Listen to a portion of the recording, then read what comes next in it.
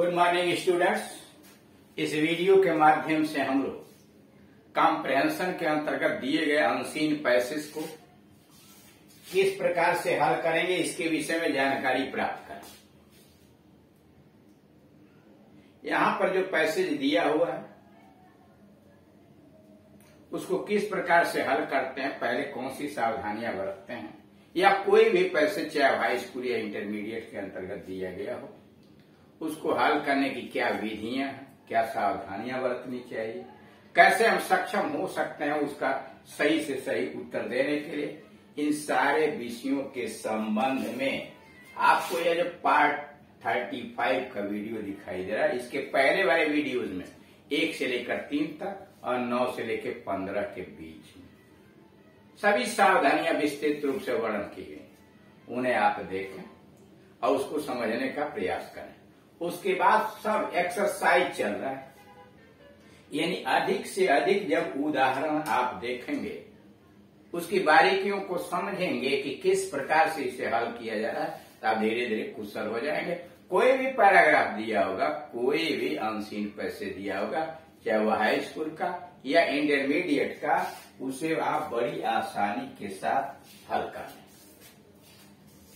Reading skill का मतलब ही होता है कॉम्प्रिहेंशन जो दिया जाता है, इसलिए बच्चों को दिया जाता है कि परीक्षक उसके माध्यम से जानना चाहता है कि इसके पढ़ने की कैपेसिटी क्या है, क्या यह इंग्लिश को अच्छी तरह से सुरुचिपूर्ण तरीके से और सही सही उच्चारण सहित उसे पढ़ सकता है, और क्या पढ़ने के साथ साथ वह बच्चा उसका मतलब भी समझता है, शब्दों की मीनिंग भी समझता है, वाक्य का अर्थ निकाल लेता है, पैसेज का क्या भाव है वो समझ पाता है। अगर ऐसा समझ पाता है तो वह दिए गए प्रश्नों का उत्तर दे देगा।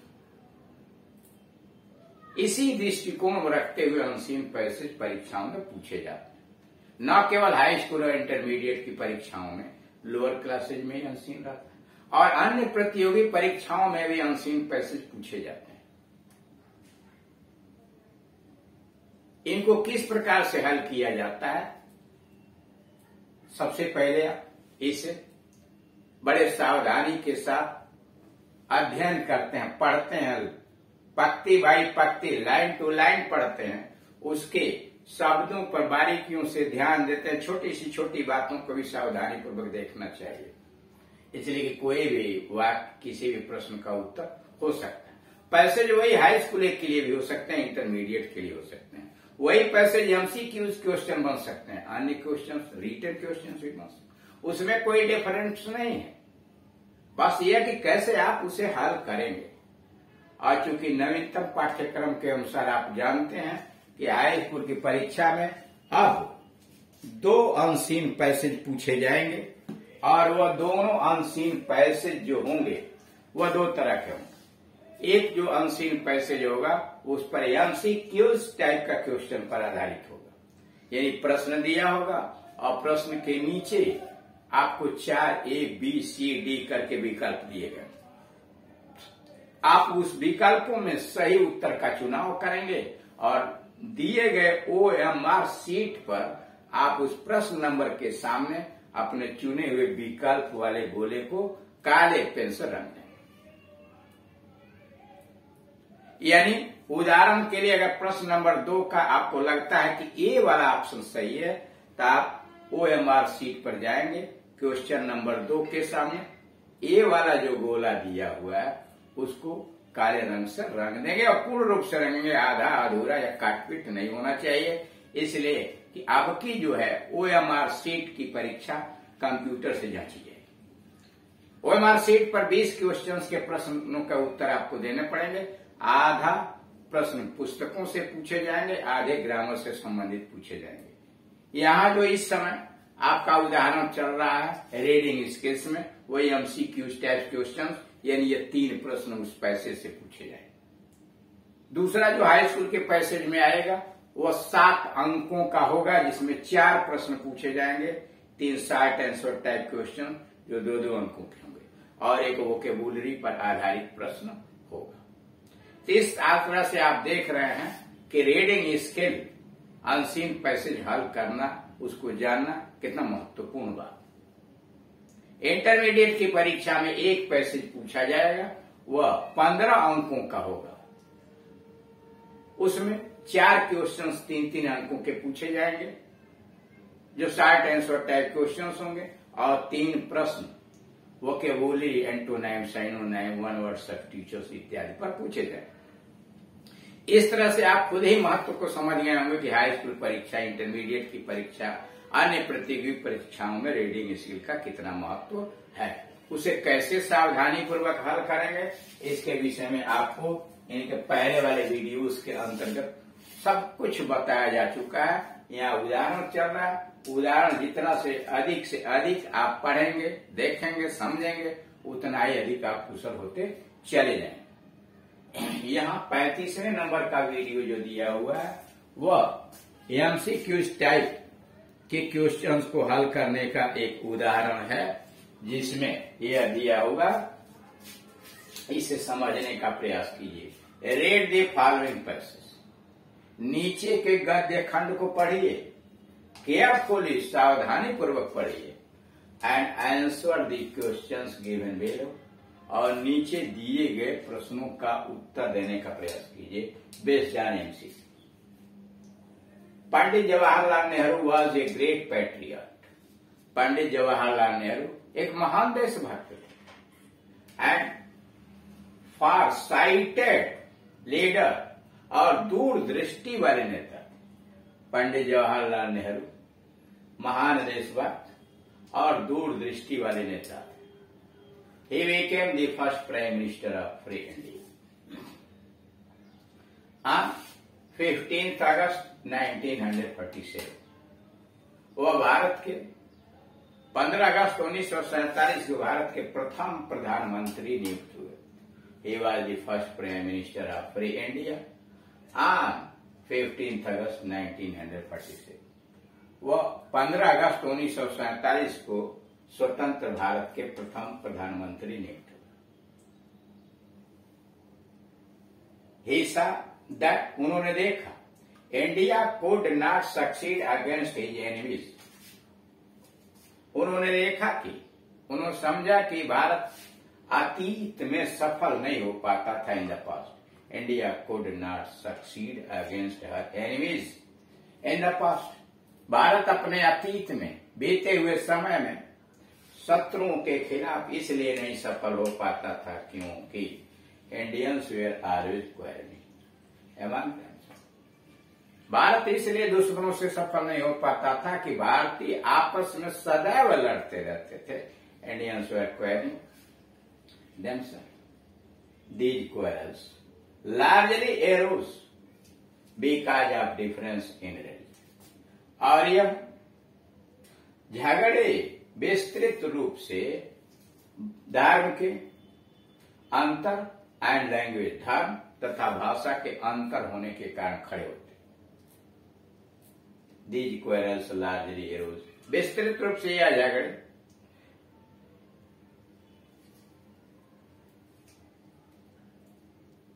एरोज खड़े होते थे because of difference in religion and language. धर्म और भाषा में अत्यधिक अंतर के कारण ये झगड़े खड़े होते। He therefore made India a secular state। इसलिए उन्होंने भारत को एक धर्मनिरपेक्ष राज्य बना दिया। He therefore made India a secular state। इसलिए उन्होंने भारत को धर्मनिरपेक्ष राज्य बना दिया। It means that India has no official religion। इसका मतलब है कि भारत का कोई राजकीय धर्म नहीं होगा। इट मीन्स, इसका मतलब यह है that India has no official religion. Bharat का कोई सरकार का यानी विभागीय सरकार का कोई धर्म नहीं होगा। It means that India has no official religion. All religions enjoy equal status. Bharat में सभी धर्म समान रूप से रहेंगे। All religions enjoy equal status. Any, सभी धर्म समान स्तर के होंगे। Any Indian whatever is religion, कोई भी भारतीय चाहे किसी भी धर्म का हो, any religion whatever his religion, कोई भी भारतीय चाहे किसी भी धर्म का हो, can rise to be the president and prime minister of India. तो वह भारत का प्रधानमंत्री और राष्ट्रपति होने के लिए खड़ा हो सकता है। Any Indian what ever is religion, कोई भी भारतीय चाहे उसका धर्म कुछ भी हो, भारत का राष्ट्रपति और प्रधानमंत्री बनने के लिए वो खड़ा हो सकता है। क्वेश्चंस है, why did the quarrel arise among the Indians, भारतीयों के बीच झगड़े क्यों खड़े होते थे? Why did quarrel arise among the Indians, भारतीयों के बीच झगड़े क्यों खड़े होते? ऑप्शन दिया हुआ, बिकॉज ऑफ डिफरेंट स्टेट्स, विभिन्न राज्यों के कारण, गलत है। Because of difference in religion and language, ये वाला बी वाला उत्तर सही है। Because of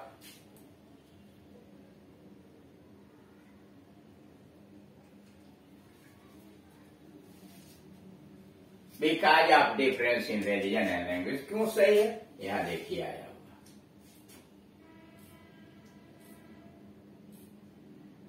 These quarrels largely arose because of difference in religion and language, ये झगड़े खड़े होते थे धर्म के और भाषा के अंतर के कारण।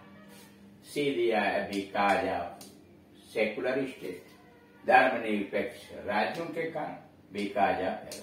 तो पहले का ऑप्शन भी हो जाएगा, क्योंकि why did quarrel arise among the Indian, भारतीयों के भी झगड़े क्यों खड़े होते थे?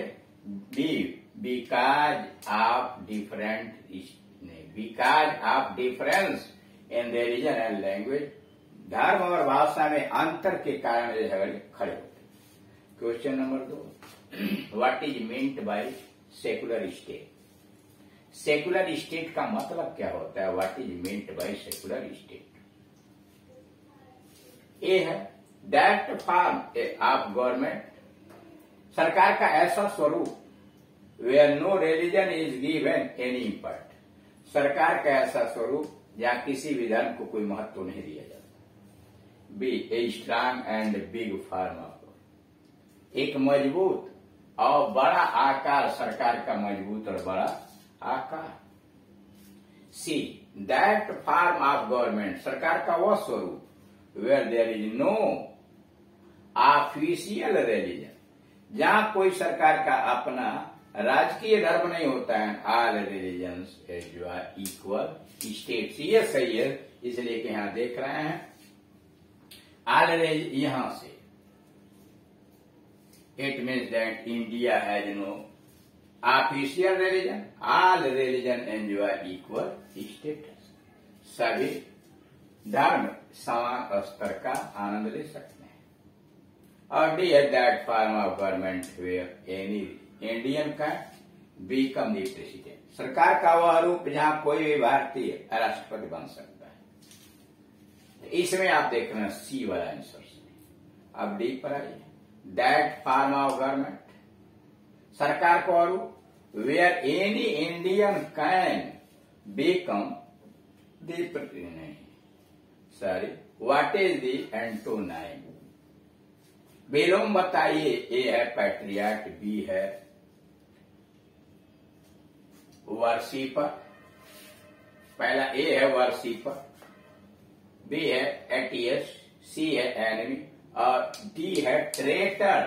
तो पैट्रियाट का विलोम हो जाएगा ट्रेटर, उत्तर डी सही है।